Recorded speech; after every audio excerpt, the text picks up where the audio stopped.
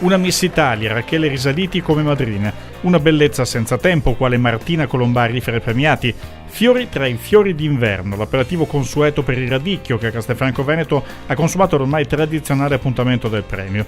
Alle eccellenze in vari campi dello sport, della cultura e dell'impegno sociale, il radicchio d'oro appunto. 18 anni fa avrebbe pensato a un'esperienza così lunga e duratura?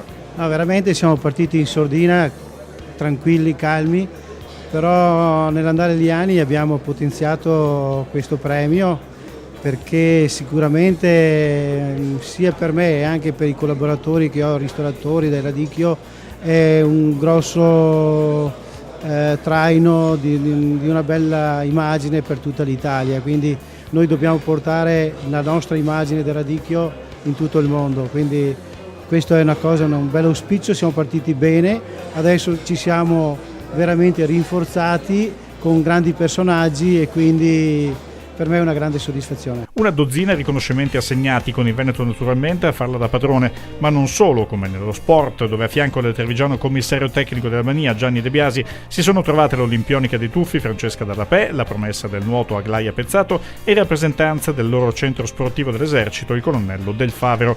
Altri premi eccellenze della cultura come lo scrittore Fabrizio Roncone, del food and beverage quale Luigi Scordamaglia, del bel canto come tenore trevigiano Francesco Grollo, premiato a sua volta da un altro premiato per un prelibato prodotto caserio veneto. La voce di questo signore, di Francesco Grollo, è qualcosa che emoziona, specialmente quando a me mi canta il Piave e l'Inno d'Italia, no? Ma anche il resto, è veramente bravo. Ecco, quest'anno appunto un premio, un'altra medaglia che poniamo. Sì, riconoscere delle persone della nostra provincia i meriti che hanno, io credo che sia anche un dovere nostro. Casatella Trevigiana è un prodotto del territorio che parte dalla terra, dai nostri animali, dai nostri allevatori e che viene fatto un formaggio che è un'eccellenza. E assieme a questa eccellenza che è sull'alimentare noi pensiamo anche alle eccellenze che abbiamo nella nostra provincia e una è questa. E poi il sempre più in Veneto, Albano, non solo cantante, pure ottimo produttore di vini. Ma si mangia anche in Puglia appunto il radicchio spesso. Purtroppo poco. Mi piacerebbe che ce ne fosse di più. La specialità nasce qui ed è limitata qui. Anzi, io vorrei, siccome mi piace molto, l'ho scoperto la prima volta nei miei primi anni a Milano, sentivo radicchio, ma che cavolo è sto radicchio, un pezzo di legno, ho scoperto che era una bellissima e fantastica insalata, una pianta, un fiore come lo chiamate voi. E a quel fiore sono legato da molti anni. Il Veneto è la mia terra, è la terra dove sono nato, dove sono cresciuto, dove ho acquisito i valori che ho cercato poi di portare anche nel mondo del calcio, che sono quelli della serietà, del lavoro e del non trascurare mai le opportunità che la vita ti mette di fronte. Viaggiare piace? Sì, mi piace molto e sono molto curioso, mi piace incontrare gente nuova, gente che è sconosciuta ai più e anche per dire il popolo albanese che noi abbiamo conosciuto in maniera molto particolare.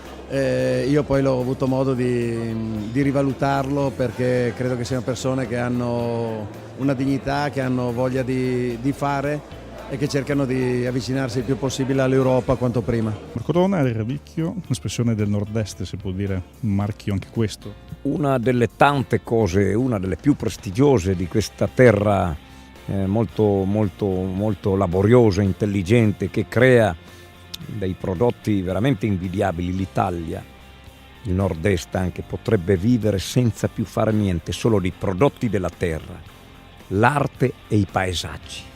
Invece siamo qui che chiediamo scusa e chiediamo pietà all'Europa. Si potrebbe vivere, e questo di rendita, e questo il radicchio è uno delle bandiere di questa tradizione, di questa cultura, di questa capacità.